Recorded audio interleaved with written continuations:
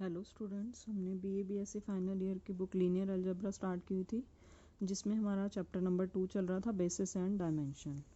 हमने कुछ एग्जांपल्स कर लिए थे फर्स्ट एक्सरसाइज के, और 2 एग्जांपल आपके पढ़ने के लिए दिए थे, 7th एग्जांपल और 9th एग्जांपल। बीच में जो 8th रह गया वो एक बार मैं करवा देती हूँ। If you V W R linearly independent vectors in V over F, where F is the field of complex numbers, then u plus v, v plus w, w plus u is linearly independent set of vectors। कि अगर u v w li है तो ये वाला set भी li ही होगा। अब जिस भी सेट को आपको li प्रूव या ld प्रूव करना होता है, क्या करना होता है, पहले एक तरह से ये 3 वेक्टर है ना, एक ये हो गया, एक ये और एक ये, उतने स्केलर्स एग्जिस्ट करवाने होते हैं और उन स्केलर्स के साथ इनका लीनियर कॉम्बिनेशन 0 के इक्वल लेके चलते हैं। स्केलर्स एग्जिस्ट करवाए, लीनियर कॉम्बिनेशन 0 के इक्वल लिया। अब मुझे प्रूव क्या करना है, एल आई प्रूव करना है, तो इट मीन्स मुझे प्रूव क्या करना पड़ेगा, ए बी और सी इन तीनों स्केलर्स की वैल्यू किसके इक्वल है, 0 के इक्वल, ये प्रूव करना पड़ेगा। ठीक है, फिर हमने u जहाँ से कॉमन आता था वो कॉमन ले लिया, v जहाँ से आता था वो ले लिया और w जहाँ से आता था वो ले लिया। अब यहाँ क्या दिखाई दे रहा है कि यू वी डब्ल्यू का लीनियर कॉम्बिनेशन इन स्केलर्स के साथ 0 के इक्वल आ गया, और यू वी डब्ल्यू हमें कैसे दिए हुए हैं, एल आई दिए हुए हैं। एल आई दिए हुए हैं तो क्या मीनिंग होता है उसका, कि जब जब लीनियर कॉम्बिनेशन किन्हीं भी स्केलर्स के साथ इनका 0 के इक्वल आएगा तो वो स्केलर ऑटोमेटिकली 0 के इक्वल चले जाएंगे। अब ये एक स्केलर है, ये पूरा स्केलर 0 के इक्वल चला जाएगा, ए प्लस सी 0 के इक्वल चला जाएगा। ऐसे ही ए प्लस बी भी 0 के इक्वल चला जाएगा और बी प्लस सी भी 0 के इक्वल चला जाएगा। इसको सॉल्व करके देखोगे आपके पास और कोई ऑप्शन नहीं आएगा, सिर्फ ए बी सी और तीनों की वैल्यू 0 के इक्वल ही आएगी। अब जैसे ही ये तीनों स्केलर 0 के इक्वल आए, यही स्केलर कहाँ यूज़ किए होते हैं हमने, इस लीनियर कॉम्बिनेशन में।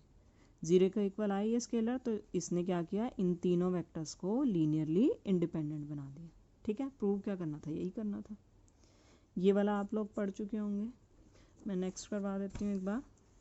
देखिए 10th क्वेश्चन में हमारे पास क्या है, if x1 x2 up to xr is li independent system of n cross 1 column vectors, A is an n cross n non-singular matrix, then show that ax1 ax2 up to axr are linearly independent। अब देखो L I या L D किसको prove करना है, इनको prove करना है, तो इट मीन्स सबसे पहले क्या करना पड़ेगा, इन आर वेक्टर्स के साथ आर स्केलर्स एग्जिस्ट करवाने पड़ेंगे और आर स्केलर्स और वेक्टर का लीनियर कॉम्बिनेशन 0 के इक्वल लेना पड़ेगा। ठीक है, 0 के इक्वल ले लिया। अब प्रूव करने का काम मेरा क्या है, इन सारे स्केलर्स को 0 के इक्वल शो करना। सिंप्लीफाई कर दिया, ए मैट्रिक्स को एक साइड कर दिया और स्केलर को अंदर लेके चले गए हैं। ए सब में से कॉमन आ सकती है मैट्रिक्स, ले आए। ए मैट्रिक्स कैसी दी है, नॉन सिंगुलर। नॉन सिंगुलर का क्या मीनिंग होता है, कि जिसका determinant not equals to 0। Determinant not equals to 0 का क्या मीनिंग होता है, कि ए मैट्रिक्स कैसी है, इन्वर्टिबल। इन्वर्टिबल मीन्स जिसका इन्वर्स एग्जिस्ट करता है, ए इन्वर्स एग्जिस्ट। ठीक है, जो चीज़ एग्जिस्ट करती है दोनों तरफ उससे मल्टीप्लाई कर सकते हैं, pre multiply. A inverse exist कर रहा है तो ए इन्वर्स से दोनों तरफ प्री मल्टीप्लाई कर दिया। ए इन्वर्स को ए से किया तो आइडेंटिटी मैट्रिक्स आ गई, इनके साथ जैसे ही मर्ज होएगी वो इसी के अंदर ही मिल जाएगी। ठीक है, यहाँ क्या आ जाएगा, 0। अब यहाँ क्या दिखाई दे रहा है, x1 x2 up to xr का linear combination a1 a2 ar के साथ 0 के इक्वल आ रहा है, और x1 x2 xr हमें कैसे दिए हुए हैं, li दिए हुए हैं। li का फिर से क्या मीनिंग है, जब जब इनका लीनियर कॉम्बिनेशन किन्हीं भी स्केलर्स के साथ 0 के इक्वल जाएगा तो वो सारे के सारे स्केलर्स 0 के इक्वल चले जाएंगे। अब इट मीन्स यहाँ से a1 a2 up to ar 0 के इक्वल चले जाएंगे, और यही स्केलर हमने कहाँ यूज़ किए थे, इस लीनियर कॉम्बिनेशन में यूज़ किए थे। तो इस लीनियर कॉम्बिनेशन के सारे स्केलर 0 के इक्वल आ गए, तो यहाँ से क्या प्रूव हो गया, ax1 ax2 up to axr कैसे बन गया, लीनियरली इंडिपेंडेंट। प्रूव क्या करना था, यही करना था। ठीक है, नेक्स्ट क्वेश्चन देखते हैं। Prove that the non zero rose in an एक्लन matrix form a linearly independent set. पहले एक्लन मैट्रिक्स देख लो एक बार कौन सी होती है। एक्लन मैट्रिक्स हमारे पास कौन सी होती है, मान लो मैं एक छोटा सा एग्जांपल देती हूँ, 1 2 3 4 0 5 6 7 0 0 0 8 0 0 0 0। उसमें क्या होता है, अगर कोई आपके पास 0 रो होती है तो वो तो बॉटम में होती है, और जैसे फर्स्ट रो है इसके सारे एलिमेंट नॉन जीरो, ऐसा ज़रूर नहीं है कि सारे नॉन जीरो। मान लो यहाँ पे 0 उसके बाद नॉन जीरो स्टार्ट हो रहे हो, मतलब मेन कंडीशन क्या है कि जो पहले वाली रो में जितने भी नॉन जीरो एलिमेंट है उसके बाद जो नेक्स्ट वाली रो है उसमें जो नॉन जीरो एलिमेंट है उसके राइट से ही स्टार्ट होता है थोड़ा, कभी भी इसके लेफ्ट से स्टार्ट नहीं होंगे। जैसे यहाँ पे पहला नॉन जीरो एलिमेंट था, अगले वाला इसके राइट से ही स्टार्ट होगा और उससे अगली वाली रो में इसके राइट में ही जा पाएगा नॉन जीरो एलिमेंट, इससे लेफ्ट में नहीं आएगा। तो ये मैट्रिक्स हमारी कैसी होती है, एक्लन मैट्रिक्स होती है। अब हमें इन्होंने क्या प्रूव करने के लिए कहा है कि इनकी जो नॉन जीरो रोज हैं वो कैसी हैं, एलआई हैं, एलआई सेट बनाती हैं। ठीक है, ये तो मैंने पर्टिकुलर एग्जांपल लिया, इन्होंने तो आर्बिट्रेरी फॉर्म में लेने के लिए कहा है। तो हमने क्या ले लिया, पहले एक मैट्रिक्स ले ली, कैसी, जिसकी फर्स्ट रो को पूरी को नाम दे दिया R1 R2 up to RM और उसके नीचे हमने मान लिया कि बाकी सारी रोज कैसी हैं, जीरो रोज हैं। तो नॉन जीरो रोज कौन सी होगी, R1 R2 up to RM और उसके एलिमेंट्स कैसे दिखाई देंगे, R1 के ले लिए हमने A11 A12 up to A1n, मतलब इसको चाहे आप लिखना चाहो तो ऐसे लिख लो, A11 A12 up to A1n, n cross n की लिए है ना ये मैट्रिक्स, ऐसे ही A21 A22 up to A2n AM1, नहीं रुको, एक्लन मैट्रिक्स है तो ये यहाँ से ये ज़ीरो होगा, ये ज़ीरो ज़ीरो m पे कहीं जाएगा, AMM अप टू AMN और ये बाकी सारे एलिमेंट इसके ज़ीरो। ठीक है, तो फर्स्ट रो हमारी ऐसी दिखाई दे रही है, ये होगी फर्स्ट रो। फिर सेकंड रो में फर्स्ट एलिमेंट ज़ीरो, बाकी सारे नॉन ज़ीरो। थर्ड में फिर फर्स्ट और सेकंड ज़ीरो होगा, आगे वाले सारे ज़ीरो। ये होगी हमारी एक्लन मैट्रिक्स, उसकी हमने नॉन ज़ीरो रोज़ लिख लिया। अब मुझे प्रूव क्या करना है, इन नॉन ज़ीरो रोज़ को एलआई प्रूव करना है ना। तो जिसको भी एलआई प्रूव करना होता है पहले तो उतने स्केलर्स एग्जिस्ट करवाते हैं और उन स्केलर्स के साथ उन वेक्टर का लीनियर कॉम्बिनेशन जीरो के इक्वल लेते हैं।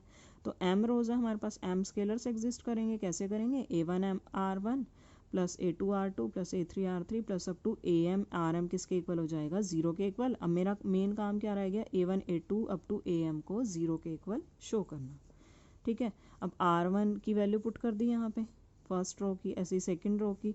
जब आप इक्वेशंस बनाने बैठोगे बाकी सारी जगह कहीं पे फर्स्ट एलिमेंट नॉन जीरो दिखाई दे रहा है, नहीं दिख रहा, सिर्फ यहाँ पे है, तो A1 इंटू A11 किसके इक्वल हो जाएगा, ज़ीरो के इक्वल। अब देखो A11 अगर मेरा ज़ीरो के इक्वल हो जाता है, नहीं ले सकते क्योंकि हमारे पास कंडीशन हम क्या लेके चलते हैं, जो इसके पाइवेट एलिमेंट होते हैं, इसके इनको बोलते हैं सबसे लीडिंग वाले, जो हर एक रो का नॉन जीरो एलिमेंट है वो हमारा पाइवेट। पाइवेट हमेशा नॉन जीरो होता है, तो A11 भी नॉन जीरो होगा, A22 भी नॉन जीरो होगा, up to AMM non zero होगा। आगे वालों से मुझे कोई इतना फ़र्क नहीं पड़ता।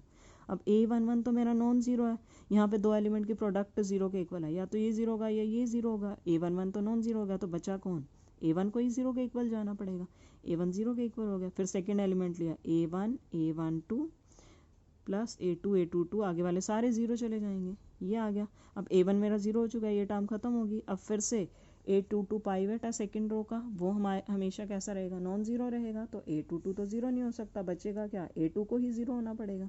सिमिलरली ऐसे आप बहुत सारी इक्वेशन बनाने बैठोगे, आपके पास वन बाय वन ये A1 A2 up to AM सारे के सारे जीरो के इक्वल आते जाएंगे। और यही स्केलर्स हमने कहाँ यूज़ किए हैं, इस लीनियर कॉम्बिनेशन में। हमने प्रूव क्या कर दिया कि ये सारे स्केलर्स कैसे हैं, जीरो के इक्वल है। तो क्या प्रूव हो गया कि R1 R2 up to RM ये सारी रोज कैसी हैं, लीनियरली इंडिपेंडेंट। ठीक है, अब उसके बाद नेक्स्ट आपके पास एक और मेथड है, आपको कभी कुछ पर्टिकुलर वेक्टर्स दे दिए जाएं, उनको LI या LD प्रूव करना हो तो कैसे करेंगे। देखो मान लो ये चार वेक्टर दे दिए, 1 2 3 4, इन चार को LD शो करना है, या यही पूछ लिया जाए कि LD है कि LI है। इनको पहले तो कॉलम वाइज लिख लो, फर्स्ट वेक्टर को कॉलम वाइज लिखा, सेकंड वेक्टर को कॉलम वाइज लिखा, थर्ड वेक्टर को कॉलम वाइज लिखा और फोर्थ वेक्टर को कॉलम वाइज लिखा। फिर इन पे रो ऑपरेशन लगाते जाओ, एलिमेंट्री रो ऑपरेशन लगाते जाओ। कैसे कि इसको एक्लन फॉर्म में लेके आना आपने। ठीक है, मतलब अगर कोई ज़ीरो रो बनती है उसको बॉटम में रख दो और इधर वाले लेफ्ट में जितने ज़ीरो बन सकते हैं वो ज़ीरो बना दो। सिंप्लीफाई करके हमारे पास यहाँ पे आ गया। अब इसका रैंक कितना दिखाई दे रहा है, 2 दिखाई दे रहा है, और मैट्रिक्स कितने क्रॉस कितने की है, 4 क्रॉस 4 की है, रैंक 2 है। अब रैंक किससे, 4 n, इससे कम आ गया ना रैंक। अब m क्रॉस n की मैट्रिक्स है ना एक तरह से, या n क्रॉस n की, रैंक इससे कम आ गया, तो यहाँ से हम क्या बोलेंगे, जब भी रैंक इससे कम चला जाएगा तो वो जो वेक्टर्स होंगे, इसमें जो भी वेक्टर यूज हैं वो सारे LD हो जाएंगे। अगर रैंक इसके इक्वल आ जाता है तो इट मीन्स वो वेक्टर्स कैसे हैं, LI हैं। अब रैंक कम आ गया तो इट मीन्स ये कैसे हो जाएंगे, LD हो जाएंगे। ठीक है, तो ये था आपका दूसरा मेथड। अगर आपको चेक करना हो कि आपकी एल डी है या एल आई है। और एक तरीका और बताती हूँ, जब भी आपके पास n क्रॉस n टाइप की मैट्रिक्स बन जाए, आप मैट्रिक्स वाले मेथड से चेक करना चाह रहे हो, तो सिर्फ आप क्या करो, डिटर्मिनेंट चेक कर लो मैट्रिक्स का। अगर मैट्रिक्स का डिटर्मिनेंट 0 के इक्वल आ जाता है तो इट मीन्स एल डी है। अगर मैट्रिक्स का डिटर्मिनेंट नॉट इक्वल्स टू 0 आ जाता है तो इट मीन्स वो कैसा है, सेट एल आई है। ठीक है, ये सिर्फ तभी अप्लाई करना जब n क्रॉस n की मैट्रिक्स बने आपकी वेक्टर्स की हेल्प से। ठीक है, तो ये 2-3 मेथड्स आ गए, ये सारे आप याद रखना, कहीं पे भी आप कोई भी यूज़ कर सकते हो। लास्ट क्वेश्चन देखते हैं इस एक्सरसाइज के लिए और आज के लेक्चर के लिए। Show that this set, this 3 element दे दिए हैं इसमें, is linearly independent set of vectors in the vector space of all polynomials over the field of real number. अब 3 पॉलिनोमियल हैं, इनको एल आई प्रूव करना है, तो पहले 3 स्केलर्स एग्जिस्ट करवाने पड़ेंगे और उन 3 स्केलर्स के साथ लीनियर कॉम्बिनेशन 0 के इक्वल भी जाएगा। अब ये चीज़ याद रखनी है आपने कि जो मैं बार बार बोलती हूँ कि लीनियर कॉम्बिनेशन 0 के इक्वल, 0 के इक्वल, वो 0 कौन सी होती है, वो वेक्टर वाली 0 होती है। अब यहाँ पे आपका हर एक वेक्टर कैसा है, एक पॉलिनोमियल टाइप का, तो ये 0 भी कैसी होगी, एक पॉलिनोमियल टाइप की होगी, ये सिंपल स्केलर वाली 0 नहीं होती कभी भी। ठीक है, ये बहुत इंपॉर्टेंट चीज़ है, इसको ध्यान रखना। जैसा आपका वेक्टर दिख रहा है राइट साइड वाली 0 भी वैसी ही दिखाई देगी। ठीक है, लीनियर कॉम्बिनेशन 0 के इक्वल लिया और x cube, x square, x जितने भी कोफिशिएंट थे सबको एक तरफ कर दिया।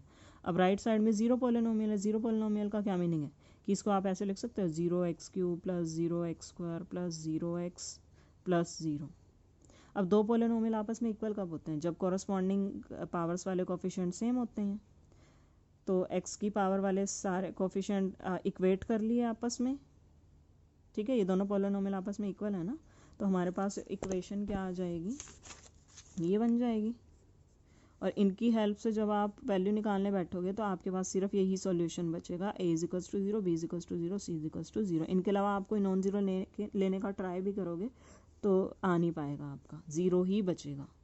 ठीक है, तो जैसे ये तीनों स्केलर 0 आए, हमारे पास वो तीनों पॉलिनोमियल्स वाला सेट कैसा बन गया, लीनियरली इंडिपेंडेंट। प्रूव क्या करना था, यही करना था। ठीक है, बिल्कुल सिंपल था आज का काम। बाकी कल हम आगे का टॉपिक स्टार्ट कर देंगे, थोड़ा सा लंबा है चैप्टर, तो पेशेंस के साथ अपना इसको साथ साथ करते रहना। उम्मीद करते हैं समझ में आ गया होगा, अगर फिर भी किसी का कोई डाउट है तो आप मुझसे पूछ सकते हो। Thank you students.